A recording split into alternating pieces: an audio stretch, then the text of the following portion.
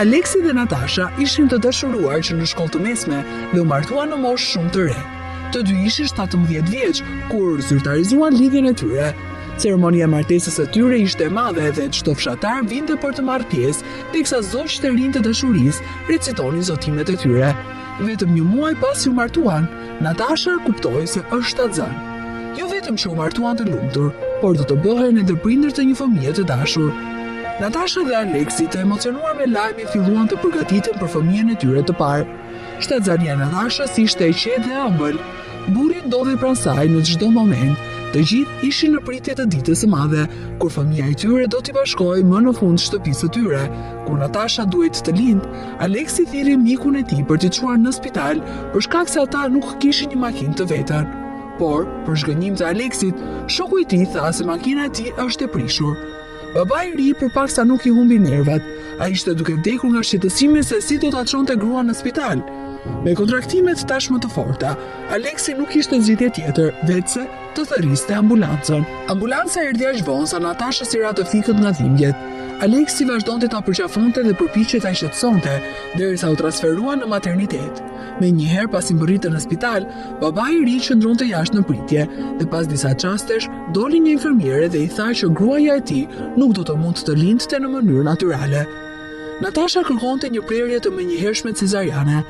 5 orë pas operacionit, doktori doli me një fytyrë të zbetë, pasi kishte lajmin më të keq që një burr mund të dëgjonte ndonjëherë.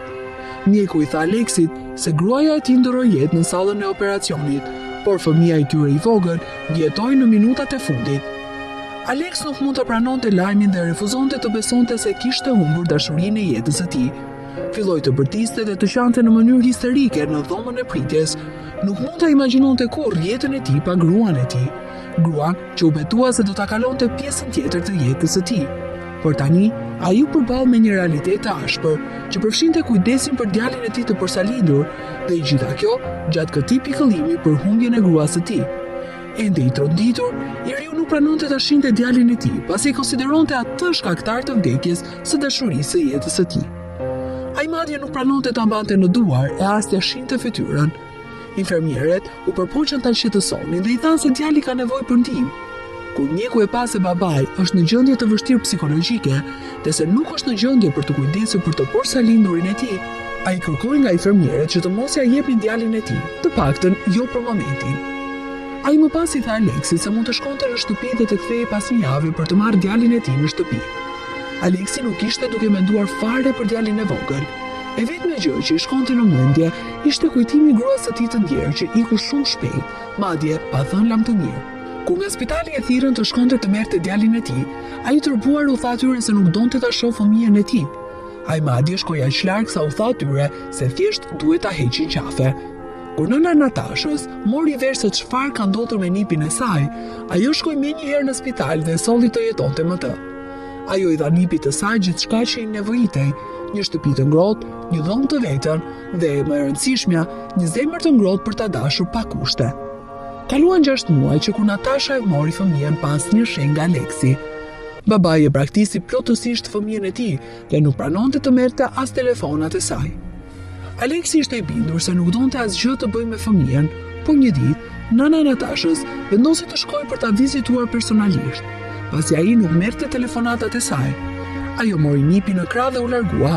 Kur arriti në shtëpinë e tij, Aleksi nuk gjendej askund. E dëshpëruar pyeti një nga fshinjat, i cili tha se ai shkon gjithmonë pranë hekurudhës, afër pyllit dhe ulet atje. Ajo shkoi në hekurudhë për ta kërkuar. Kur arriti atje, gjeti Aleksin të ulur mbi shinat e hekurudhës me një shishe verë në dorë. Babai i nipit të saj ishte vërtet i dehur, në një gjendje që nuk e kishte parë kurrë më parë. Ajo ju afrua dhe u përpoq të fliste me të, por ai ishte pothuajse pa ndjenja. Kur ai mundi të thoshte disa fjalë, ai tha asaj të largohej dhe ta linte të qetë, duke u përpjekur t'ia zbuste pak zemrën dhe t'i kujtonte se si ishte jeta. Ajo e vendosi fëmijën e tij në gjoks. Për habin e saj më të madhe ai nuk reagoi fare. Gjyshja humbi shpresën dhe vendosi të kthehej në shtëpinë e saj me nipin e saj. Aleksi ishte një rast i humbur dhe nuk kishte mundësi që ai ta pranonte ndonjëherë atë fëmijësit të tij. Në momentin që ajo u nis, ajo vuri re një foshnjë arush të mbërthyer në shinat e trenit. Treni po afroi shumë shpejt dhe do ta godiste me shpejtësi të plotë. Sa hape mbyllësyt, ajo vendosi nipin e saj në tokë dhe vrapoi për të shpëtuar Ariun. Ajo e tërhoqi nga Ekurudha në momentin e fundit dhe pse ishte të merruar pasi përpaksa nuk humbi jetën. U qetësua kur mësoi se kishte arritur të shpëtonte Arushin e vogël, ndërsa ajo po merrte frym, u shfaq Ariu i madh, i cili ndoshta ishte nëna e kafshës së vogël që ajo shpëtoi. Duke ofruar Natasha e la Arushin e vogël dhe u kthye për të mbajtur nipin e saj. Më pas, ajo u largua shpejt nga Ariu, nga frika se mos e sulmonte atë. Ndërsa po kthehej në makinën e saj, ajo vazhdoi të shikonte prapa sepse Ariu dhe foshnja e tij e dishnin. Ajo nuk e kuptonte se çfarë donin prej saj, pasi nuk donin ta lëndonin. Po, të ishte ashtu, do të nxitonin ta kapnin. Ariu vinte çdo ditë me këllyshin e saj dhe ulej përpara shtëpisë së gjyshes për pak kohë. Pastaj kthehej në pyll. Kaloni ditë dhe Ariu shfaqej gjithmonë në pragun e saj, duke pritur që ajo të shfaqej. Dhe me kalimin e kohës, ajo kuptoi se të dy kafshët ishin paqësorë dhe donin vetëm një misim me të. Më pas u ofroi ushqim dhe ujë. Kur pa që ishim mjaft të urt, u afrua dhe i preku. Nipi i saj tani ishte 3 vjeç dhe dilte jashtë dhe shikonte Arushin e vogël. Një ditë, pa pritmas, Aleksi u shfaq. Ai erdhi tek Natasha dhe tha se donte të merrte fëmijën e tij. Ai vendosi të rimartohej dhe donte të rindërtonte jetën e tij. Edhe pse ajo mësua të kishte nipin e saj pranë, Natasha ishte shumë e lumtur kur dëgjoi se ai po bëhej më mirë. Ajo i dha me kënaqësi djalin e tij së bashku me gjithçka që do t'i duhej. Lamtumirat ishin të dhimbshme, pasi ajo tani do të mbetej e vetme në shtëpinë, që dikur ishte mbushur me të qeshurat e nipit të saj të vogël. Edhe pse ja ktheu djalin Aleksit, ajo shkonte çdo ditë për ta vizituar dhe për të parë se si po kalonte nipi i saj. Ajo ishte shumë e lumtur duke parë që Jati kujdesej për të. Aleksi po planifikonte të martohej me një grua të re që ka takuar së fundmi, të quajtur Alda. Kaluan ditët dhe Ariu dhe këllyshi i vogël nuk shkuan të vizitonin shtëpinë e Natashës, gjë që e përgjyshën të mendonte se ata u zhvendosën për të jetuar diku tjetër. Por një ditë, ndërsa ajo ishte ulur në oborrin e saj, ajo i pa përsëri. Ata po vinin në rrugën e saj. Kur arriti tek ata në mes të rrugës, vuri re se Ariu nën kishte diçka në gojë. Ariu ishte duke mbajtur në duar një djalë të vogël, dhe kur Ariu vendosi në tokë, Natasha u befasua. Fëmia ishte nipi i saj, të cilin e la ditë më parë me babain e tij, ndërsa djali i vogël ishte i qetë. Ai në duke ishte i rraskapitur.